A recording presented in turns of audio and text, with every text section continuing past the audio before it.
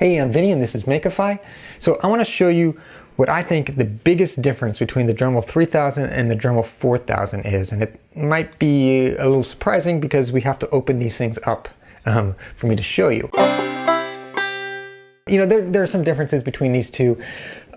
Things you can just pull from like the spec sheets. Like the Dremel 3000 has a 1.2 amp motor. The 4000 has a 1.6 amp motor. So, you know, it's a bigger motor. It's physically larger, bigger fan to cool that larger motor. In practice, if you use these side by side, yeah, you can tell that the 4000 has a stronger motor.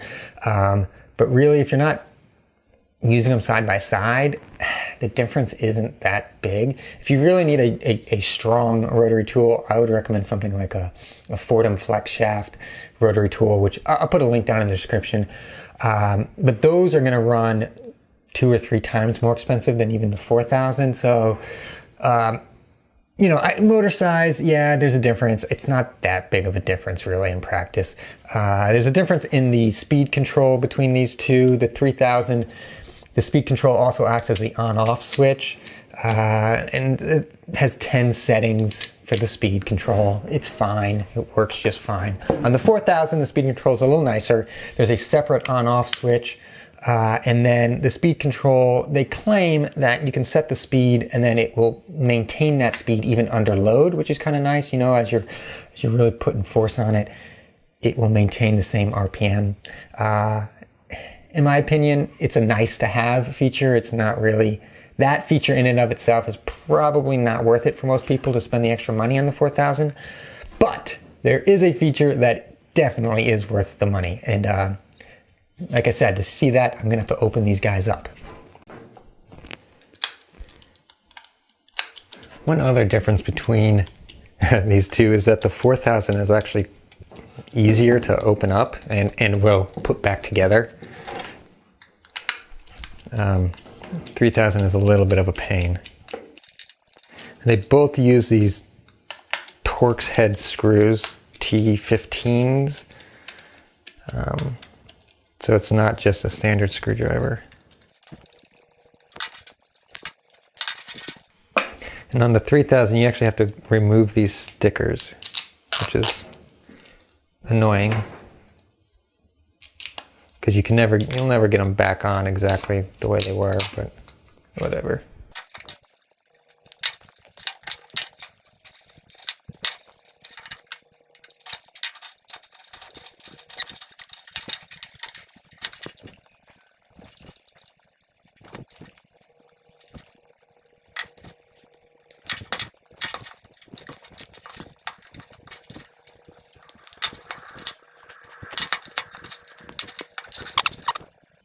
Okay, so, well, first off, you can see the fan is much bigger on the 4000, but I mean, it's a bigger motor, so it generates more heat, so it needs a bigger fan. But the main difference, okay, so the way these things work, you know, there's a little button here. When you want to change the bit, you push in this button and it locks the shaft. And then you can, you know, use a little wrench, or actually you can actually use this collar. You unscrew it a little bit, and it'll hold the chuck, I guess, the collet, in place. And then you can change the bit and whatever. But what happens is you get a bit in there and you're using it and you're running it kind of hard and you get a lot of lateral force on there and the bit kind of gets stuck in that collet and you have to really crank on this to get it free. So you're pushing in the button, pushing that in hard, and you're cranking on that. And what happens is on the 3000 here, let me get a close-up view. So on the 3000 you see this little button, let's get it out. That little button, you know, pushes this pin, and it's actually this little end of the pin. It's the little end of the pin right there that goes into these 4 holes in the shaft, okay?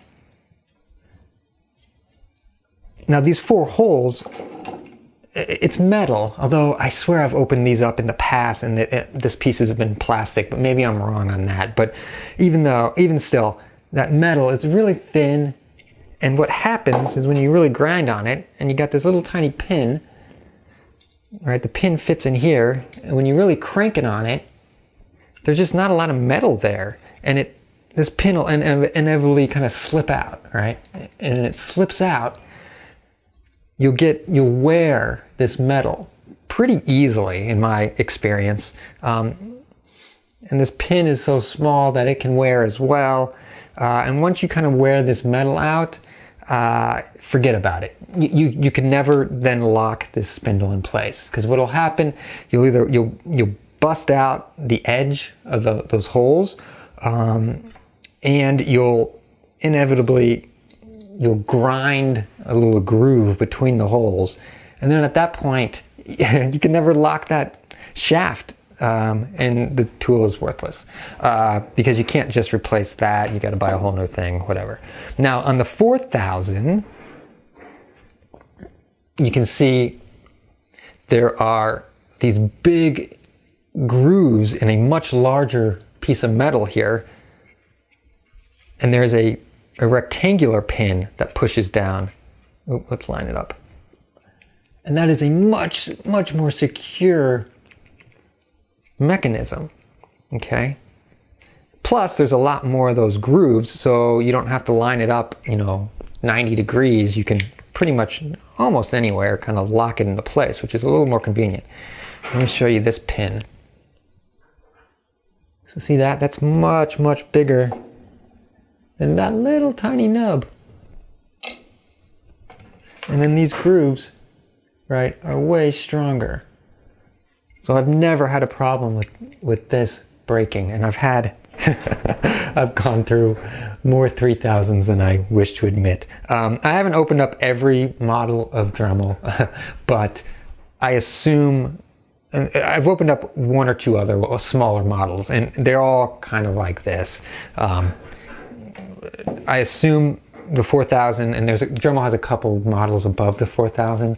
I assume they're all big and skookum like this.